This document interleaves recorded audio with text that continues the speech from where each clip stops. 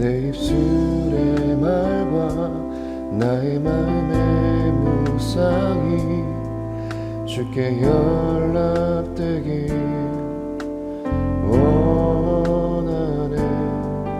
내 입술의 말과 나의 마음의 묵상이 주께 연락되길 원하네.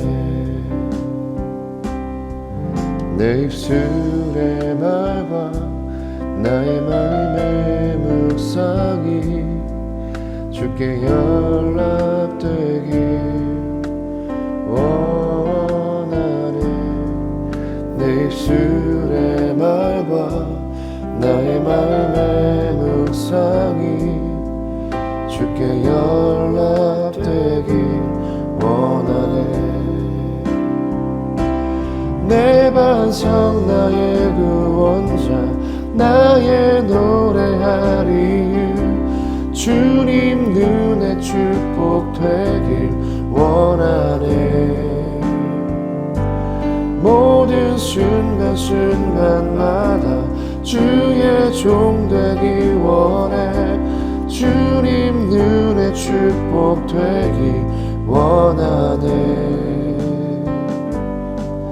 내 입술의 말과 나의 마음의 묵상이 주께 연락되길 원하네.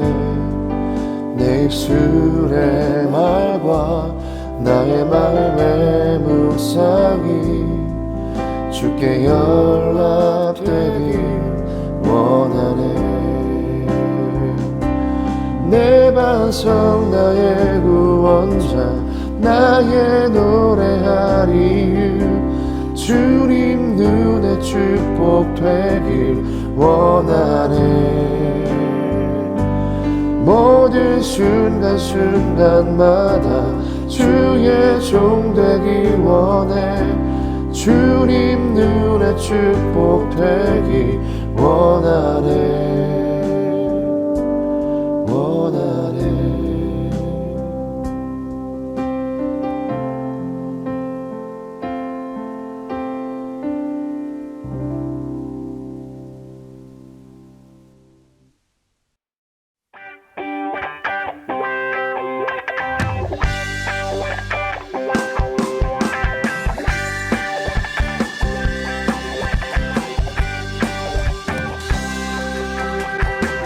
주님의 임재 앞에서 권능의 날개 아래서 그의 능하신 행동을 위하여 찬양해. 주님의 임재 앞에서 권능의 날개 아래서 그의 능하신 행동을 위하여 찬양해. 주의 나라 주의 권세 찬양 주의 임하네. 모든 원수 굴복하네.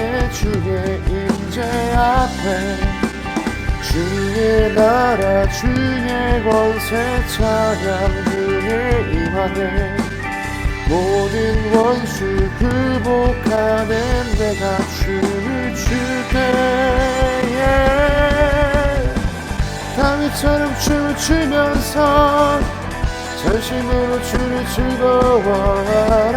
모든 만물들아 찬양하라.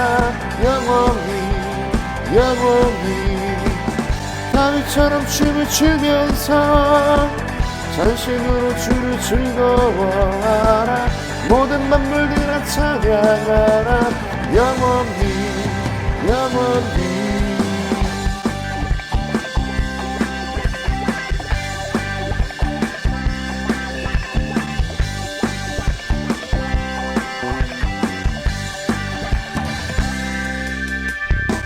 주님의 임재 앞에서 권능의 날개 아래서 그의 능하신 행동을 위하여 찬양해.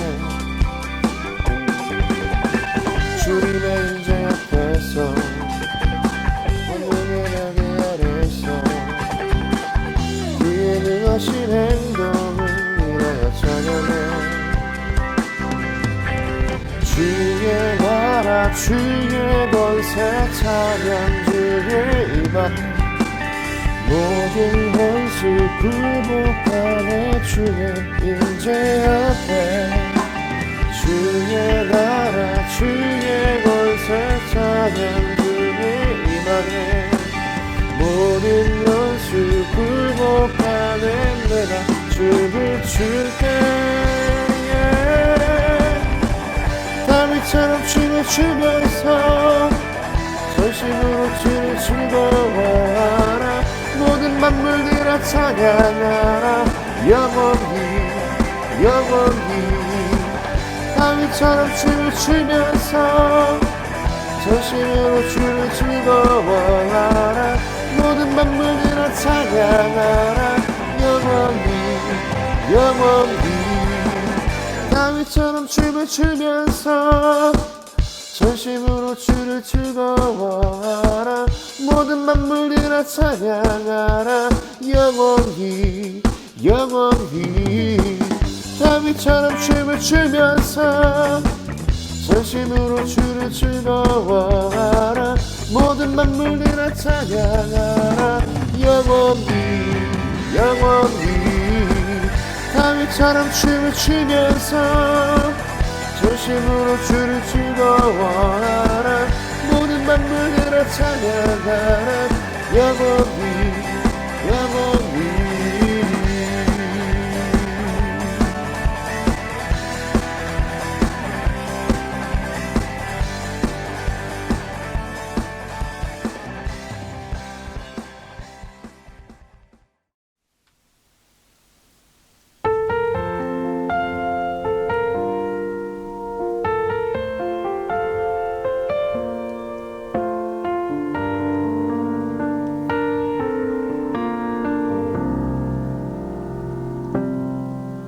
주님 내가 주의 장막을 사모합니다 오직 주의 임재를 갈망합니다 주의 집에서의 하루가 다른 곳의 첫날보다 좋으니 주 사랑 안에 머물며 사랑 노래합니다 주님 내가 주의 장막을 사모합니다 오직 주의 임재를 갈망합니다 주의 집에서의 하루가 다른 곳의 첫날보다 좋으니 주 사랑 안에 머물며 사랑 노래합니다 나의 평생에 단 한 가지 소원 주의 아름다우심 보며 사랑 노래하는 것 나의 왕 되신 주님의 얼굴 구하며 주 사랑 안에 머물러 사랑 노래합니다 나의 평생에 단 한 가지 소원 주의 아름다우심 보며 사랑 노래하는 것 나의 왕 되신 주님의 얼굴 구하며 주 사랑 안에 머물러 사랑 노래합니다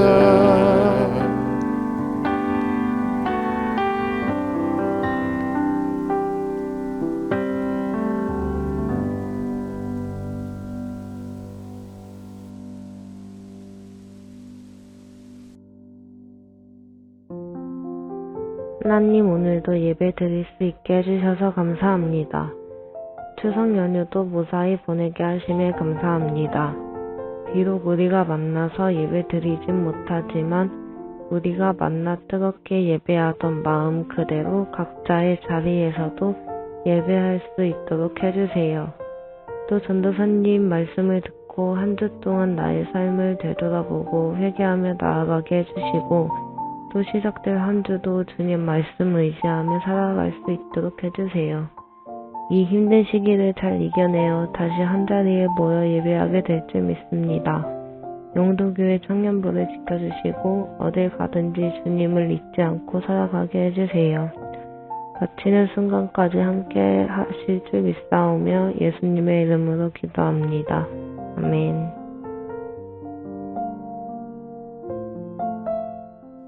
다른 한 비유를 들으라.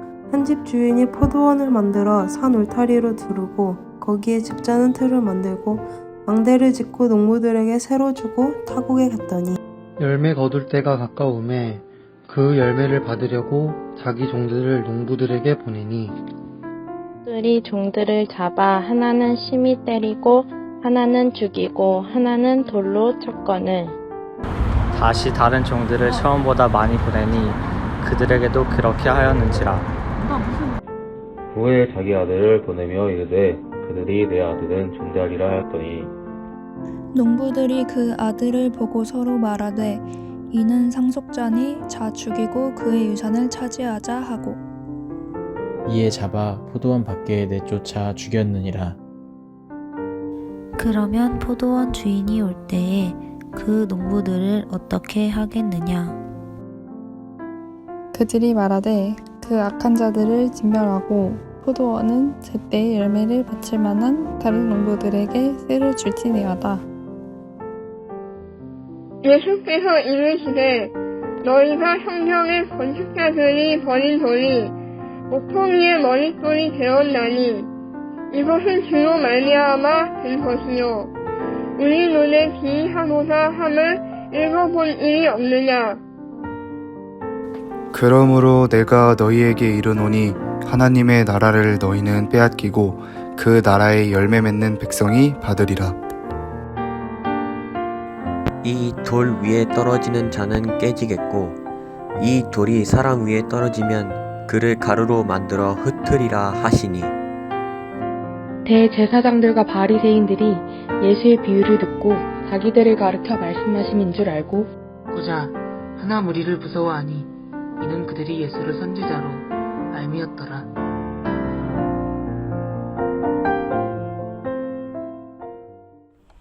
할렐루야, 할렐루야. 네, 여러분 추석 명절 잘 보내셨나요?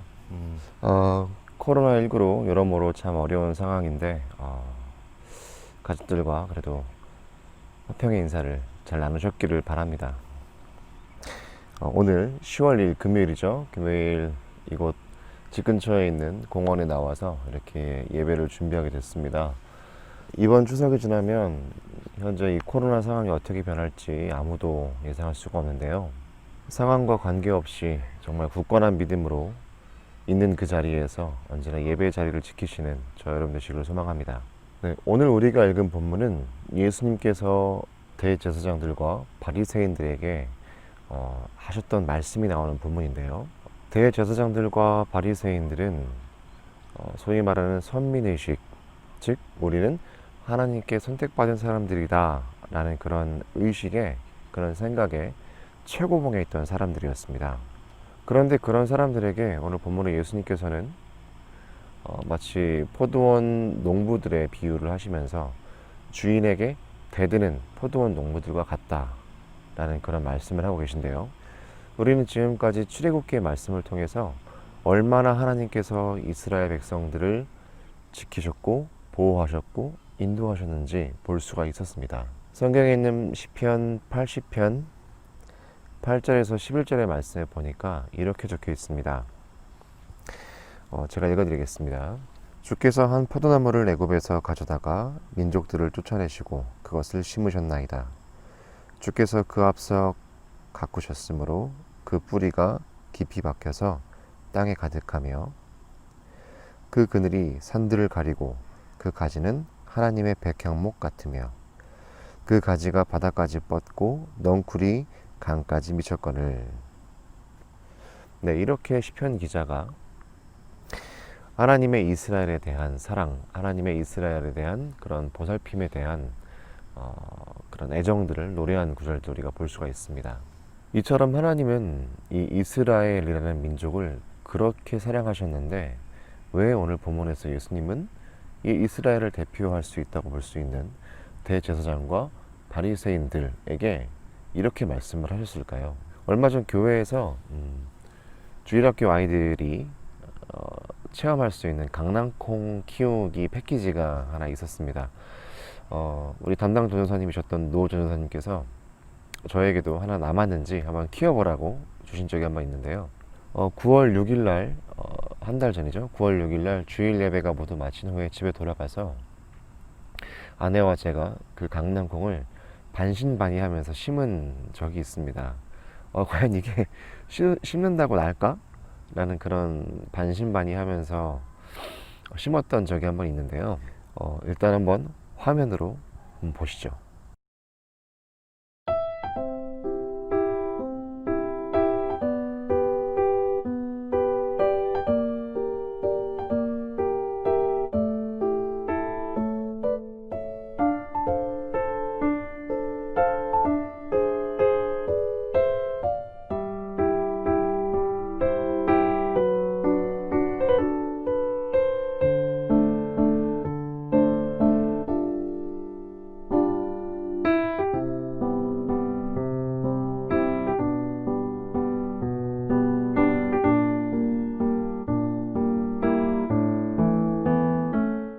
네, 어떤가요? 타임레스 영상으로 보니까 더 실감나지 않으십니까?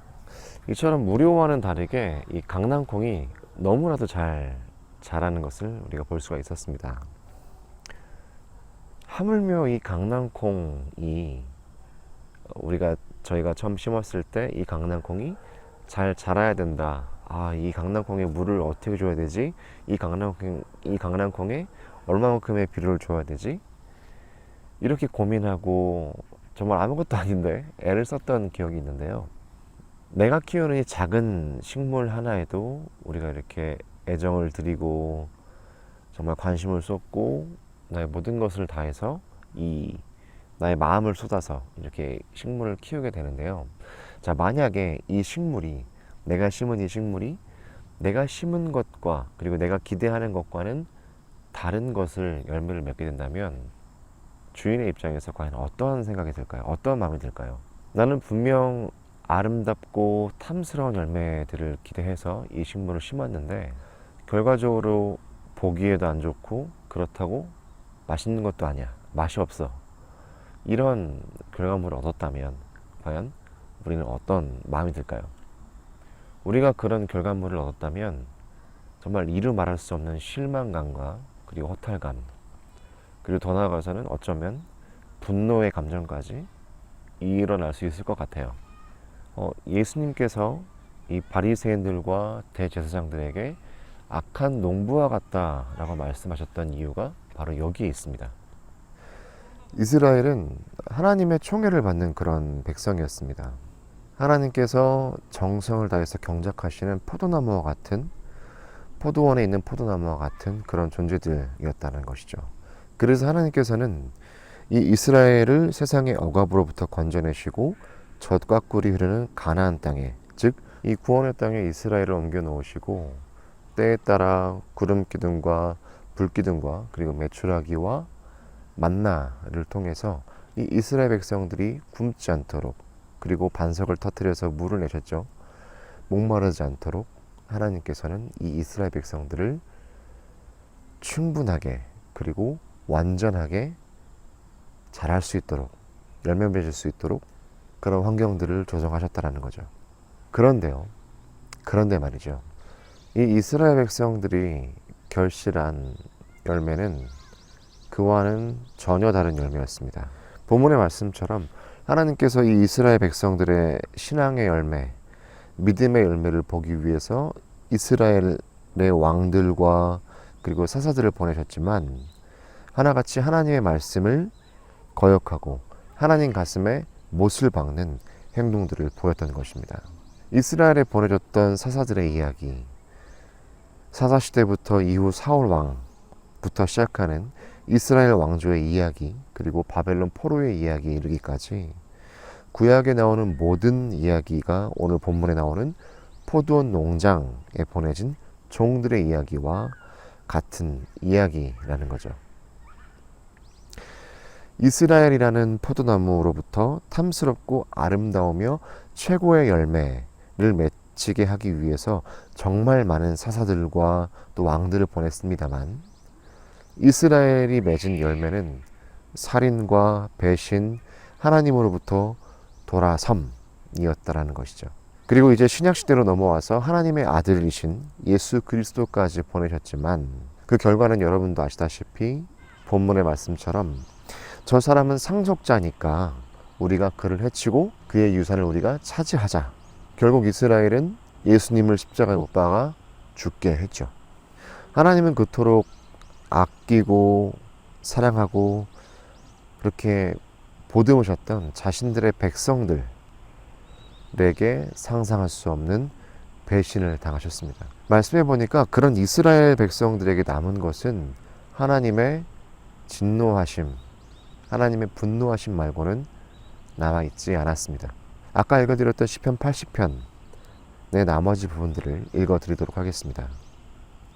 12절입니다. 주께서 어찌하여 그 담을 허시사 길을 지나가는 모든 이들이 그것을 따게 하셨나이까.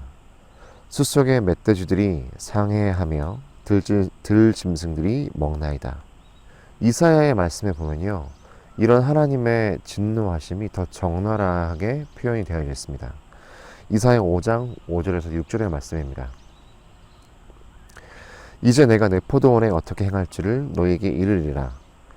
내가 그 울타리를 걷어 먹힘을 당하게 하며 그 담을 헐어 짓밟히게 할 것이요, 내가 그것을 황폐하게 하리니 다시는 가지를 자름이나 북을 돋우지 못하며 찔레와 가시가 날 것이며, 내가 또 구름에게 명하여 그 위에 비를 내리지 못하게 하리라 하셨으니. 얼마나 하나님의 진노하심이, 하나님의 그 분노하심이 컸는지 충분히 상상할 수 있는 그런 구절인 것 같습니다. 여러분, 그런데 이 이야기는요, 반대로 생각해 보면 하나님이 진노하신 것도 사실이지만, 하나님이 분노하신 것도 사실이지만, 그만큼 진노하실 만큼 분노하실 만큼 이 이스라엘 백성을 하나님께서 사랑하셨다라고 우리가 바꿔서 생각해 볼 수가 있을 것 같습니다. 여러분, 오늘 말씀해 주는 교훈은 바로 이것입니다. 하나님의 이런 크신 사랑에 우리는 신앙의 열매로, 믿음의 열매로 응답해야 한다는 것이죠. 우리는 하나님께서 지금 우리에게 베풀어 주시는, 부어 주시는 모든 환경과 시간들이 우리가 그 안에서 신앙의 열매와 믿음의 열매를 맺기에 충분한 환경과 시간이라는 것을 알아야 합니다. 이 귀한 시간을 깨달아 알고 이 시간 속에서 내가 하나님께서 바라시는 열매를 맺을 것인가, 아니면 이도저도 아닌 세상의 열매를 맺을 것인가, 그것을 결정하는 것은 바로 우리의 신앙과 믿음에 달려 있다는 것입니다. 오늘을 살아가시는 저와 여러분의 신앙과 믿음은 과연 어떤 신앙과 믿음일까요? 하나님께서 그토록 충분하게 은혜를 베푸시고 사랑을 내려주시는 것, 그것만을 받고 그저 나의 만족과 유익으로 끝내는 그런 것일까요? 그런 모습일까요? 아니면 그 사랑과 은혜에 감사해서 삶에서 하나님이 원하시는 열매를 맺을 수 있는 그런 모습일까요? 부디 소망하기는 우리의 모습이 30배, 60배, 100배의 열매를 맺을 수 있는 그런 모습이 되시기를 소망합니다. 자, 그렇다면 이제 우리는 목표는 제대로 알고 있는 것 같습니다. 하나님께서 원하시는 열매를 맺는 삶을 살아야 한다는 것이죠. 자, 그렇다면 어떻게 이 열매를 맺어야 할까?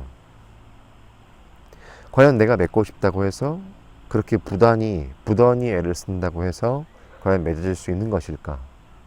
저는 이 부분을 좀 고민을 하면서 사도 바울이 빌립보 교회에 썼던 편지를 떠올리게 됐습니다. 그 편지의 내용을 잠시 읽어드리겠습니다. 빌립보서 3장 7절에서 14절의 말씀입니다. 그러나 무엇이든지 내게 유익하던 것을 내가 그리스도를 위하여 다 해로 여길 뿐더러 모든 것을 해로 여김은 내 주 그리스도 예수를 아는 지식이 가장 고상하기 때문이라. 내가 그를 위하여 모든 것을 잃어버리고 배설물로 여김은 그리스도를 얻고 그 안에서 발견되려 함이니 내가 가진 의는 율법에서 난 것이 아니요 오직 그리스도를 믿음으로 말미암은 것이니 곧 믿음으로 하나님께로부터 난 의라.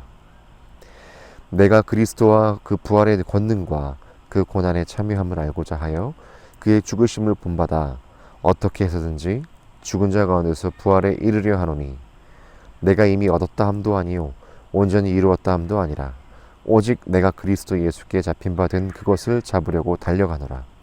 형제들아, 나는 아직 내가 잡은 줄로 여기지 아니하고 오직 한 일, 즉 뒤에 있는 것은 잊어버리고 앞에 있는 것을 잡으려고 표대를 향하여 그리스도 예수 안에서 하나님이 위에서 부르신 부름의 상을 위하여 달려가노라. 마치 해바라기가 해를 바라보며 자라는 것처럼 우리 삶의 그리스도를 따르기 위한 준비가 되어 있어야 한다는 그런 말씀입니다. 무슨 준비를 말하고 있을까요? 그리스도를 위해서 세상의 모든 것, 세상의 모든 지식들을 다 해로 여길 수 있는 그런 준비, 마음의 준비를 말하는 것이죠. 여러분도 아시다시피 사도 바울은 그 스스로가 고백하고 있듯이 그가 자라온 유대 율법 사회 속에서는요, 그의 존재는 완벽에 가까운 존재였습니다. 그러나 그가 예수 그리스도를 믿고 알고 그분의 사랑과 인도하심을 경험한 이후에는요, 이전까지 자신이 알고 있던 그리고 믿고 있던 모든 세상의 지식과 율법의 지혜들을 모두 다 해로 여기겠다라고 고백하고 있습니다. 그리스도를 얻기 위해서 세상 모든 것을 포기하겠다는 그런 마음의 준비. 12절처럼 예수께 잡힌 바 되어 그분이 인도하시는 대로 따라가겠노라 라는 그런 내려놓음. 내 앞에 놓여진 은혜의 시간들, 그 시간들의 최선을 다하는 표대를 향한 그런 다름박질하는 발걸음. 바로 이런 것들이 하나님께서 원하시는 삶의 열매를 맺는 방법인 줄 믿습니다. 저와 여러분 지금 어떠한 모습으로 이 세상을 살아가고 계십니까? 코로나 감염증을 기회 삼아서 세상과 짝하여 살면서 세상이 원하는 그리고 세상의 열매를 맺으며 살아가고 계십니까?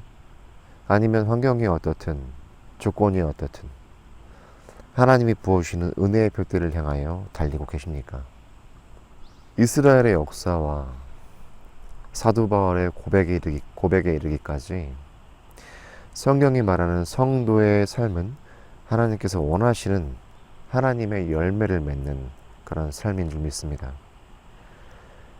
하나님께서 부어주시는 그 은혜와 보살핌, 돌보심에 합당한 열매, 세상의 거짓과 속임수로 가득 찬 썩어질 열매가 아닌 하나님 나라의 풍성한 열매. 이 열매를 따먹는 그 어느 누구로 하여금 하나님을 알게 하고 하나님 주시는 참된 기쁨을 알 수 있게 하는 천국의 열매, 그 열매를 맺는 삶. 이 코로나 시국에 예수 믿는 사람들 때문에 참 불안하다, 걱정된다, 그렇게 고백되는 것이 아니라, 그런 이야기를 듣는 것이 아니라 오히려 예수 믿는 사람들 때문에 이 코로나 시기 위험하지만 안심이 된다, 마음이 놓인다, 참 다행이다, 이런 소리를 듣는 우리의 모습이 되어야 할 줄 믿습니다. 사랑하는 영도교회 청년부 여러분, 그리고 지금 이 영상을 보고 계시는 이 땅의 모든 그리스도인 여러분들, 지금은 은혜 받을 만한 때요, 지금은 구원의 날임을 잊지 않으시기를 소망합니다. 그리고 이와 같은 은혜 받을 만한 때, 그리고 구원 받을 만한 때에 그에 합당한 은혜의 열매, 구원의 열매를 맺어가시는 저와 여러분 되시기를 소망하며 말씀을 모두 마치겠습니다. 기도하겠습니다. 사랑의 하나님, 오늘 말씀을 통하여 하나님께서 원하시는 열매가 무엇인지 한번 돌이켜보는 시간을 가졌습니다. 본문에 나왔던 그런 포도원의 농부들처럼 은혜 받을 만한 때, 그리고 구원받을 만한 때에 그 은혜와 구원을 놓치지 않는 저희가 될 수 있도록 도와주옵소서. 하나님의 진노를 사는 것이 아니라 하나님의 보호하심과 하나님의 인도하심을 믿고 그것을 신뢰함으로 이 세상에서 오히려 하나님의 구원과 하나님의 사랑을 선포하며 살아갈 수 있는 우리가 될 수 있도록 도와주옵소서. 이 코로나 시국에 지탄받는 그리스도인이 아니라 칭찬받고 인정받는 그리스도인들 될 수 있도록 하나님 우리에게 지혜와 총명을 허락하여 주옵소서. 주님, 날이 가면 갈수록 더욱더 어려워지는 시국입니다. 더욱더 우리의 신앙을 지키기 힘들어지는 시국입니다. 이 모든 시국 속에서도, 이 모든 환난 속에서도 우리가 청지기와 같이, 그리고 정직한 농부와 같이 하나님께서 원하시는 삶의 열매를 맺어가는 저희가 될 수 있도록 도와주옵소서. 우리를 그렇게 인도하실 하나님 당신을 기대합니다. 이번 한 주간의 삶을 기대합니다. 감사드리며 우리를 구원하신 예수 그리스도 이름으로 기도드렸습니다. 아멘.